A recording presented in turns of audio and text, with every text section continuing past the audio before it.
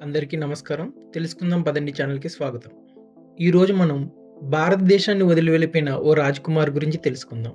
భారతదేశానికి స్వాతంత్రం రాకముందు దేశంలో ఎన్నో స్వతంత్ర రాజ్యాలు ఉండేవి. అందులో ఒకటి భోపాల్ రాజ్యం. ఆ భోపాల్ రాజ్యంలో ఓ రాకుమారి. 9 ఏళ్లకే రోల్స్ రాయ్స్ కారులో విహారం, పులుల వేట, 15 ఏళ్లకే సింహాసనం, ఒక గొప్ప పోలో ప్లేయర్, పైగా భారతదేశపు మొదటి ముస్లిం మహిళా పైలట్. ఇన్ని విశేషాలున్న ఆ రాజకుమారి తన 37 ఏళ్ల వయసులో భారతదేశాన్ని వదిలి పాకిస్తాన్కి వెళ్ళిపోయారు. అసలు ఎవరా రాకుమారి, ఏమిటా కథ? ఈరోజు వీడియోలో మనం తెలుసుకుందాం. బ్రిటిష్ ఇండియాలో ఉత్తరాది రాచరిక ప్రాంతాల్లో ఒకటైన భోపాల్ను శతాబ్దానికి పైగా బేగమ్స్ కుటుంబం పాలించింది. దాని చివరి నవాబు హమీదుల్లా ఖాన్. ఆయన పెద్ద కూతురే మనం ఇప్పుడు చెప్పుకుంటున్న రాజకుమారి అబిదా సుల్తాన్. ఆమె 1913లో జన్మించారు. అబిదా చిన్నప్పటి నుంచి పాలనా పగ్గాలు చేపట్టే వరకు క్రమశిక్షణ విషయంలో కఠినంగా వ్యవహరించే తన నానమ్మ సుల్తాన్ జహాన్ మార్గదర్శకత్వంలో నడిచారు. అబిదాకు చిన్నప్పటి నుంచే స్వతంత్ర భావాలు ఉండేవి. 13 ఏళ్ల వయసులో పరదా వేసుకోవాలని తన నానమ్మ ఒత్తిడి చేయడాన్ని ఆమె తీవ్రంగా వ్యతిరేకించారు. ఎనలేని ఆత్మవిశ్వాసం, ఆమె తండ్రి విశాల దృక్పథంతో పరదా ధరించాలనే మూస పద్ధతి నుండి ఆమె బయటపడ్డారు. 15 ఏళ్లకే ఆమె సింహాసనానికి వారసురాలయ్యారు. మహిళలు, మరీ ముఖ్యంగా ముస్లిం మహిళల చుట్టూ ఉన్న మూస సిద్ధాంతాలను ధిక్కరించి రాచరిక వారసత్వాన్ని కొనసాగించారు. శరీరం కనిపించకుండా ముస్లిం మహిళలు, కొందరు హిందూ స్త్రీలు ధరించే పరదా సంస్కృతిని ఆమె వ్యతిరేకించారు. అబిదా తన తండ్రి మంత్రివర్గాన్ని ఒక దశాబ్దానికి పైగా నడిపారు. దేశంలోని ప్రముఖ స్వాతంత్ర సమరయోధులతో కలిసి ఆమె నడిచారు. భారత ప్రభుత్వం ఏర్పాటు కోసం బ్రిటిష్ ప్రభుత్వం నిర్వహించిన రౌండ్ టేబుల్ సమావేశాలకు కూడా అబిదా హాజరయ్యారు. ఆ సమయంలో మహాత్మా గాంధీ, మోతీలాల్ నెహ్రూ, జవహర్లాల్ నెహ్రూ వంటి వారిని ఆమె కలిశారు.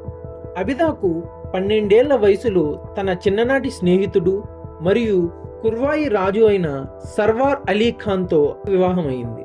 చిన్న వయసు కావడం, అత్యంత క్రమశిక్షణతో కూడిన పెంపకం కారణంగా తన వైవాహిక జీవితం అబిదాకు కష్టంగా మారింది. ఆమె వైవాహిక జీవితం దశాబ్ద కాలం కూడా కొనసాగలేదు. తన భర్త నుండి విడిపోయిన తర్వాత అబిదా కుర్వాయిలోని అత్తింటి నుంచి భోపాల్కు తిరిగి వచ్చేశారు.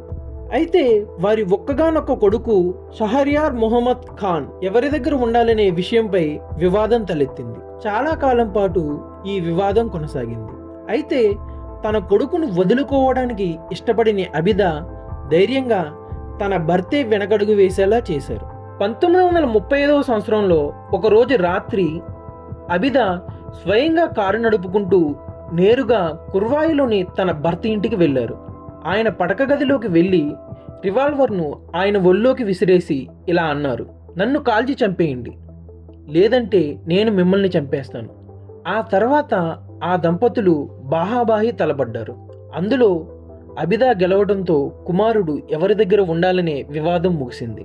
వారసురాలిగా ఆమె తన విధులను నిర్వర్తిస్తూనే తల్లి తండ్రి తానే అయ్యి తన కొడుకుని పెంచారు. 1935 నుంచి 1949లో భోపాల్ రాజ్యం మధ్యప్రదేశ్ రాష్ట్రంలో విలీనమయ్యేంత వరకు ఆమె తన మంత్రివర్గాన్ని ముందుకు నడిపారు.